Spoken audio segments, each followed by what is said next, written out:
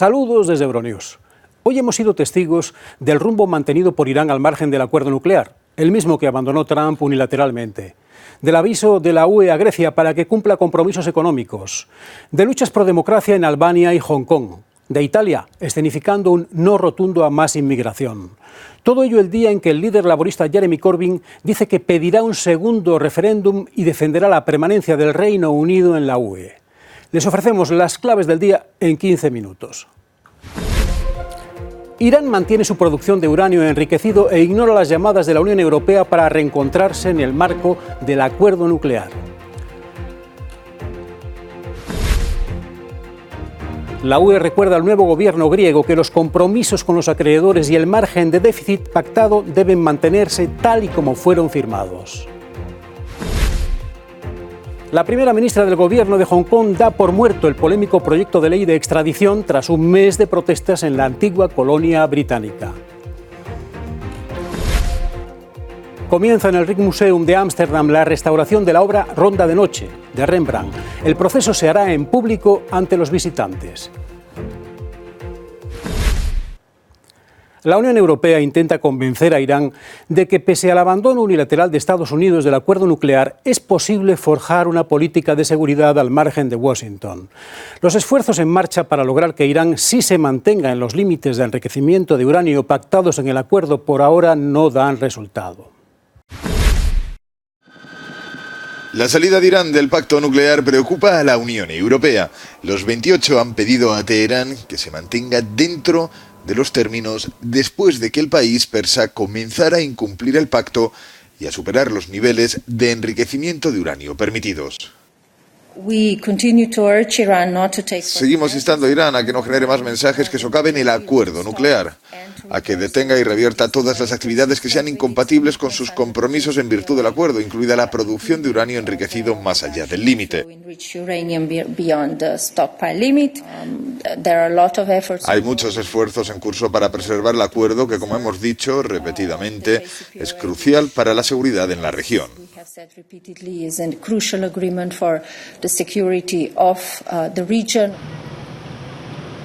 En Irán, la opinión pública muestra cierta división ante lo que podría suponer el retorno de las sanciones que lastraron económicamente al país.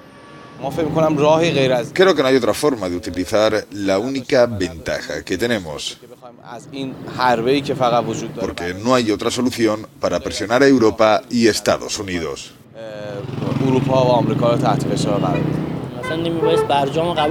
No deberíamos haber aceptado el trato desde el principio. Era obvio que Estados Unidos no tenía ningún compromiso y que todo era un juego. Deberían escuchar a los estadounidenses y los estadounidenses deberían escucharlos. Seguramente eso podría producir mejores resultados. El régimen de los ayatolás ha actuado después de que Estados Unidos optara de forma unilateral por salirse del pacto y reinstaurar las sanciones. El primer ministro iraní Hassan Rouhani ha asegurado, no obstante, que puede revertir su decisión si Europa cumple sus promesas. El nuevo primer ministro griego tenía formado gobierno y pactada su aceptación con cada uno de sus miembros. Ya juraron sus cargos con la fórmula religiosa y con la presencia otra vez de las autoridades de la Iglesia Ortodoxa que Alexis Tsipras había relegado al recuerdo de lo pintoresco. Han jurado el cargo. Grecia cuenta con nuevo gobierno de manera oficial apenas 2 días después de las elecciones generales anticipadas que tuvieron lugar en el país. Unos comicios en los que el partido conservador Nueva Democracia de Kyriakos Mitsotakis obtuvo mayoría absoluta. De la misma forma que el nuevo primer ministro griego, quien asumió el cargo el lunes, todos los miembros de su gabinete optaron por el juramento religioso, medida que no adoptó el grupo del izquierdista Alexis Tsipras. Rodeados de sus familias, en presencia de Mitsotakis y del presidente del país, Prokopis Pavlopoulos, los miembros del equipo ministerial juraron lealtad a las leyes y a la Constitución con la mano sobre la Biblia y en una breve ceremonia religiosa que ofició Jerónimo II, arzobispo ortodoxo de Atenas. Para formar el gobierno, Mitsotakis se ha rodeado de políticos con experiencia en diferentes ministerios, además de personas de confianza que han estado a su lado en el trabajo de partido o que provienen del sector privado o público. Que Grecia haya salido de los programas de rescate no quiere decir que las duras condiciones que le permitió recibirlos hayan cambiado. Al país en el que los bancos tienen una morosidad del 45% y con una deuda del 180% de su PIB, vienen a decirles los ministros de Economía de la UE que no se pueden desviar de lo acordado con los acreedores. Al menos en declaraciones públicas, la UE hace saber al nuevo gobierno griego, al modo de los antiguos alguaciles, que no va a tener trato de favor. Primer toque de atención de Europa al nuevo primer ministro griego. El Eurogrupo, que reúne a los ministros de Economía y Finanzas de los países del euro, ha subrayado el deber de Kyriakos Mitsotakis de cumplir con lo pactado. Su predecesor, Alexis Tsipras, acordó un superávit primario del PIB, es decir, sin contar el pago de la deuda, del 3,5% anual hasta 2020 y del 2% anual hasta 2060. Mitsotakis ha prometido que renegociará con los acreedores estos objetivos. Los compromisos son compromisos y si los rompemos, la credibilidad es lo primero que se pierde, lo que genera una falta de confianza, de inversión y al final de crecimiento. Así que mi consejo es que se mantenga al día con los compromisos.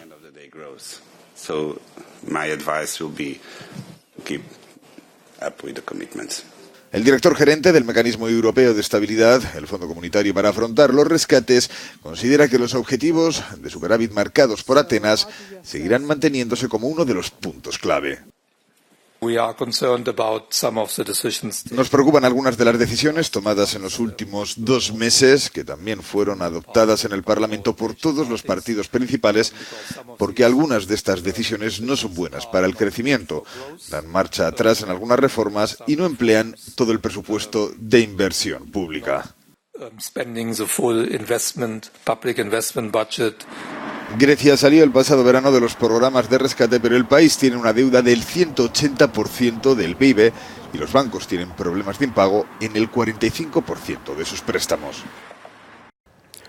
¿Qué papel tuvo la inasistencia y falta de apoyo efectivo de la UE en la llegada de la extrema derecha al gobierno en Roma, cuando las costas italianas recibían refugiados e inmigrantes por centenares cada día?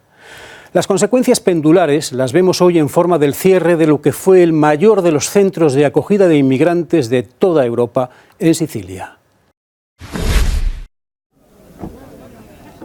Promesa cumplida, se ha felicitado el ministro del Interior italiano Matteo Salvini tras el cierre este martes del mayor centro de acogida de inmigrantes de Europa, el Cara de Mineo, en el este de Sicilia. Hace una semana sus últimos residentes habían sido trasladados a otra gran instalación en la región de Calabria. Hemos pasado de las palabras a los hechos. Seguro que todos los colegas recordarán todas las investigaciones lanzadas por los magistrados relacionadas con el centro de Mineo, desde la mafia nigeriana, pasando por el tráfico de drogas, la prostitución, violaciones y el homicidio en Palagonia, que no puede ser olvidado. La clausura del polémico centro, que llegó a albergar a más de 4.000 personas en un pueblo de 5.000 habitantes, coincide con los planes del gobierno italiano de aumentar los fondos para su lucha contra los barcos de inmigrantes, que incluyen lanzar sus propias patrullas por tierra y aire para localizar a los traficantes antes de abandonar las aguas libias. Las luchas pro democracia adoptan en Albania ahora y por 10ª vez la de grandes protestas nacionales contra el primer ministro, el socialista Edi Rama, al que acusan de nepotismo, corrupción y de encabezar mafias criminales que dominan en el país. A las elecciones municipales del 30 de junio ni se presentó la oposición. Las calles y el Parlamento albanés son el fiel reflejo de la crisis política que vive el país. El lunes, seguidores del Partido Democrático, principal formación de la oposición, volvieron a salir a las calles para pedir la dimisión del primer ministro, el socialista Edi Rama, a quien acusan de tener vínculos con el crimen organizado. El 30 de junio estaban previstas unas elecciones municipales convocadas por el primer ministro.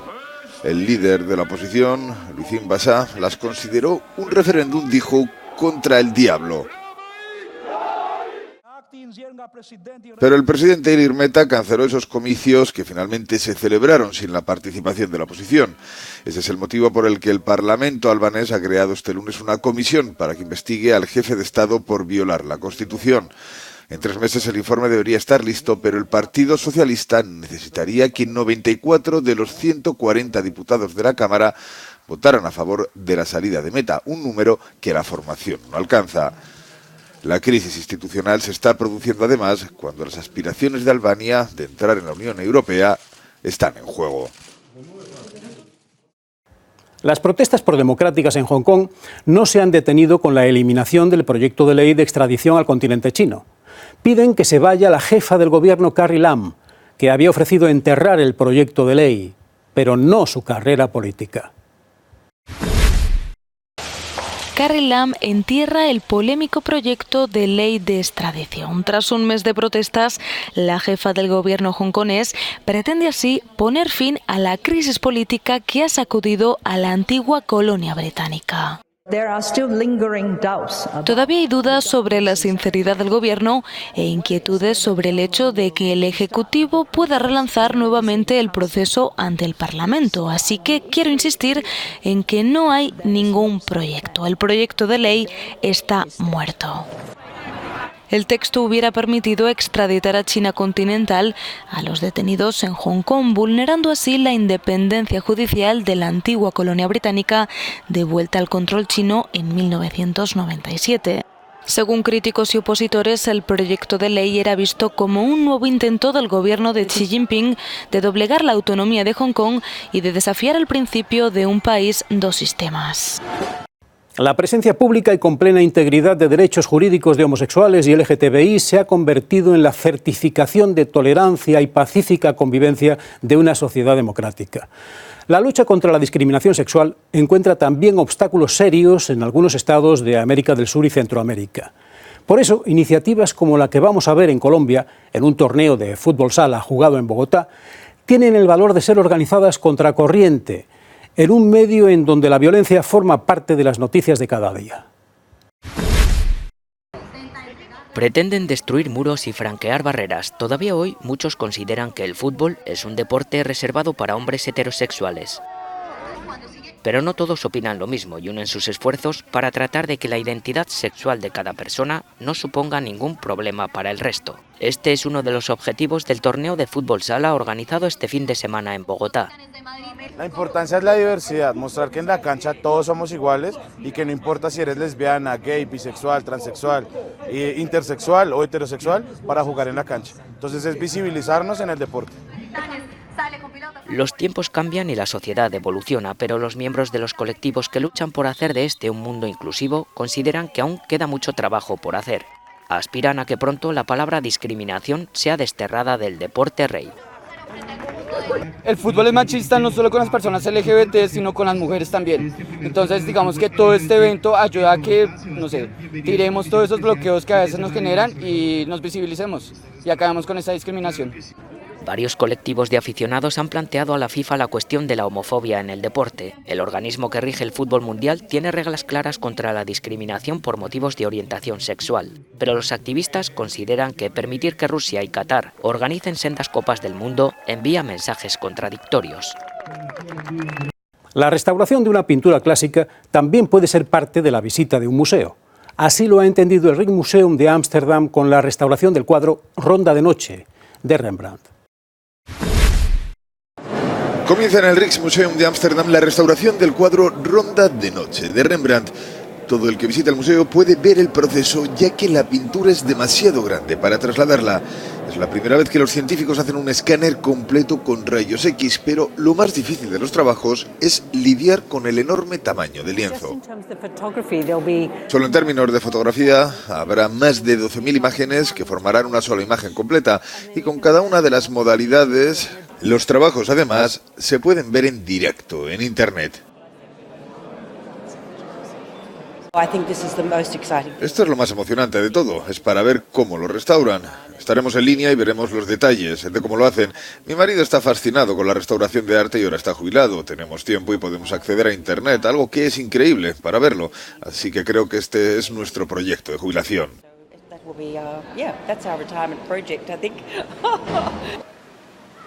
El proyecto llega en el año en el que se cumplen los 350 años de la muerte del pintor y forma parte de la muestra El año de Rembrandt del Museo Holandés.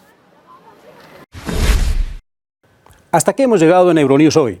Ya saben que en todo momento tienen las últimas noticias en nuestra programación, también en nuestra página web y en Facebook, YouTube y demás redes sociales.